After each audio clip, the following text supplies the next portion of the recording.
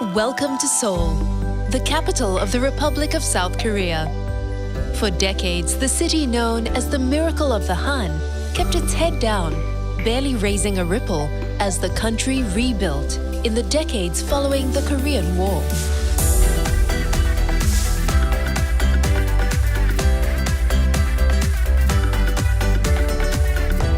Today, Seoul has re-emerged as an economic powerhouse and the epicenter of Hallyu, a Korean wave of culture that is sweeping the world's smartphones, food halls, and dance floors.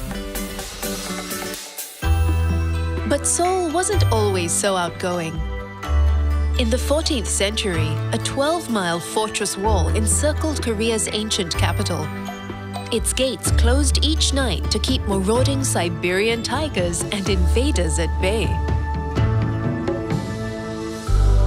Since then, the city has spilled out far beyond and above its great city gates and guardian mountains. 21st century Seoul is a city where glass and steel towers and the ancient curves of palace roofs coexist. It's a city where the brushstrokes of the past and contemporary public art tell stories of tradition and inspiration.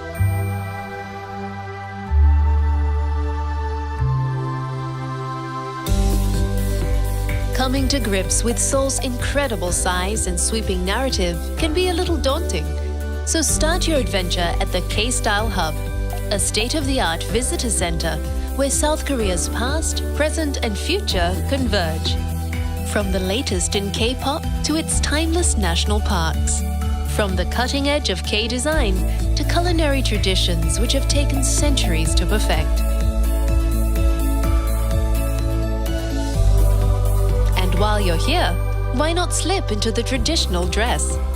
Dressing up hanbok style doesn't just put you in touch with Korea's proud past, it also gives you free admission into many of Seoul's most revered historic places. At the head of Gwanghwamun Square sits the gleaming statue of Sejong the Great, the 15th century Joseon dynasty king whose reign oversaw a golden age of literature, science, and technology. The great leader sits before the grandest of Seoul's 5 royal palaces, Gyeongbokgung, the Palace of Shining Happiness, a residence of Joseon dynasty rulers. From the late 1300s until 1910, the palace has endured fires, invasion, and wars. Wander through the palace's ornate gates, pavilions, halls, and throne room, which, in accordance with Confucian principles, are perfectly balanced by the simplicity of the pine-covered mountain backdrop.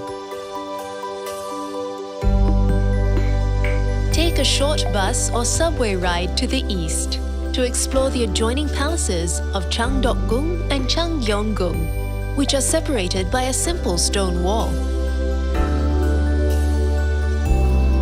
In the tranquil confines of Changdeokgung's secret garden, sit for a while by the pond, where kings once paused from royal duties and dramas to write poetry beneath the ginkgo, walnut, and plum trees.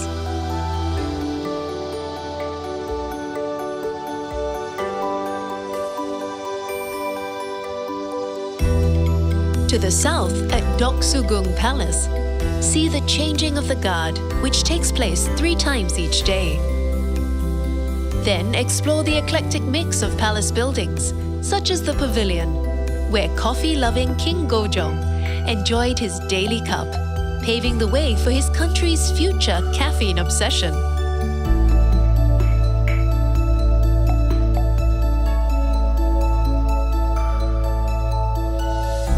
Just to the west is the last of Seoul's great palaces, Gyeonghwamun, a royal refuge in times of unrest.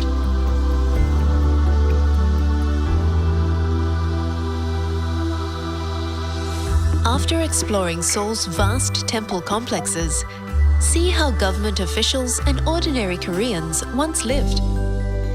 At the Namsangol Hanok village, ancient buildings and traditions have been preserved in one of the most scenic and tranquil areas of Seoul.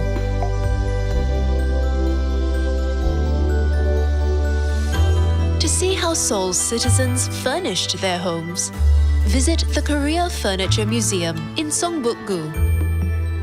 Here, over 2,000 exquisite pieces of practical craftsmanship are displayed within 10 traditional houses.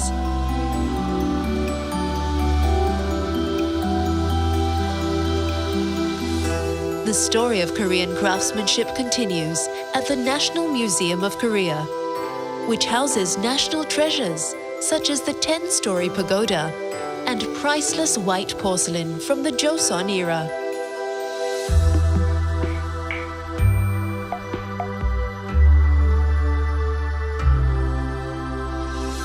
But it's in Seoul's busy streets where the past and present really rub shoulders, and where the two Korean loves of shopping and food go hand in hand. Close to Seoul's Great South Gate, step into Korea's largest marketplace, Namdaemun Market, where locals have been bargaining hard for over 600 years.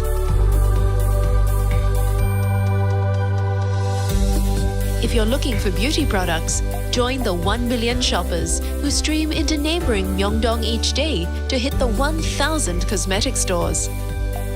And when your head starts to spin, take a snack break.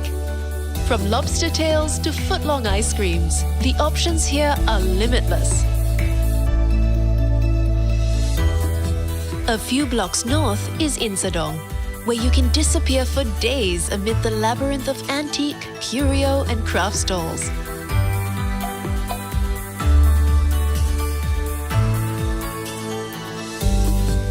While just a short bus ride away, at the Dongdaemun Market, you could spend months browsing the fashions on offer in the area's 26 malls and 30,000 specialty shops. Blow the dust off old wares and vintage bargains at the Gwangjang Traditional Market. Then treat yourself to some of the best Korean pancakes in the city.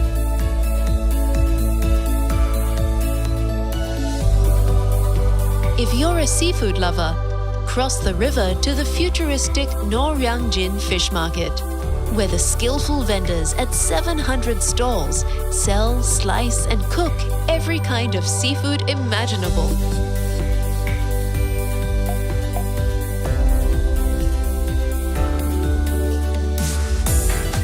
Looking for some Gangnam style? Head just upriver to the Samsung-dong, whose exclusive boutiques and wide boulevards have made it the Beverly Hills of Seoul. But it's not all bling in Gangnam. You'll find plenty of bliss here too. Pass through the Gate of Truth and spend a few hours in the wooded surrounds of the Bong-eun-sa Buddhist Temple, a peaceful antidote to the fierce pace of Seoul's shopping.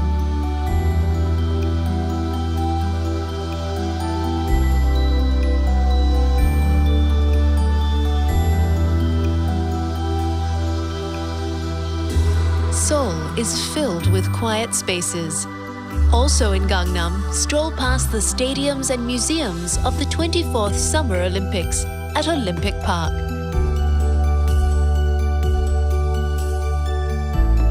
Across the river, relax with locals amid the leafy glades of Seoul Forest. While just downriver, enjoy the ponds and playful sculptures at Yongsan Park.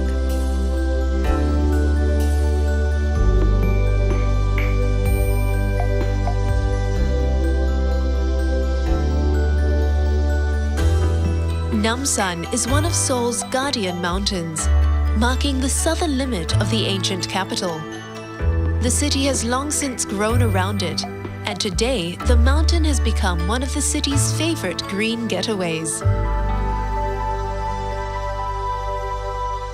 At Namsan Botanical Garden, follow the winding paths through fields of wild flowers and pine forests. Then hike or take the cable car to the peak, and take in the sweeping views from the old city walls or from Seoul's iconic tower.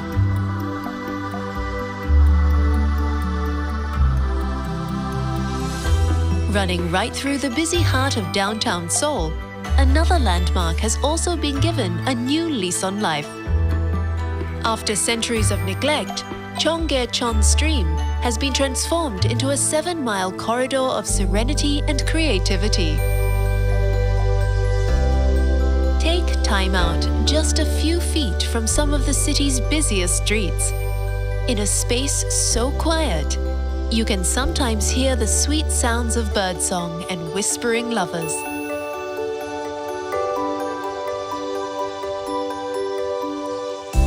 Leave the bright lights and noise of the city even further behind, amid granite-studded peaks of Bukhansan National Park. Take the 45-minute subway ride from central Seoul and spend the day hiking through the crisp mountain air, past ancient temples and rushing streams.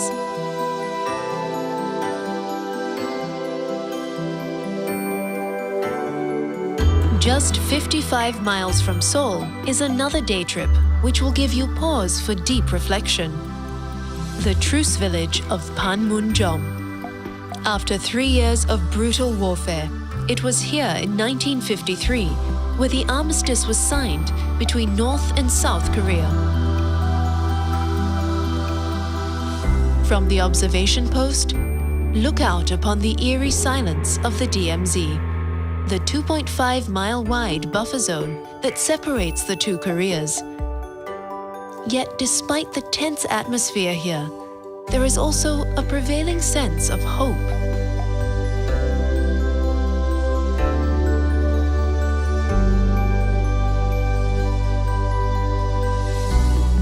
On returning to Seoul, spend a little time at the War Memorial of Korea to truly appreciate the scale and trauma of the Korean War, a conflict that tore a country in two, involved 22 nations, and cost millions of lives.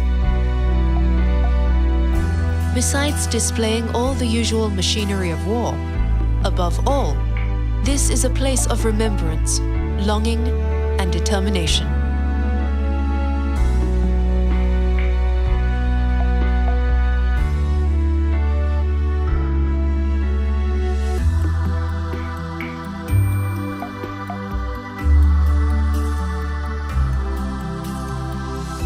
When the sun gets low and the city lights up, locals gather on the banks of the Han to see the Banpo Bridge erupt in waves of water and light.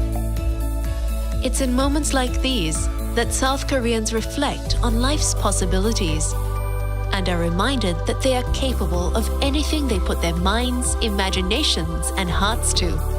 And so, the miracle on the Han is certainly proof of that.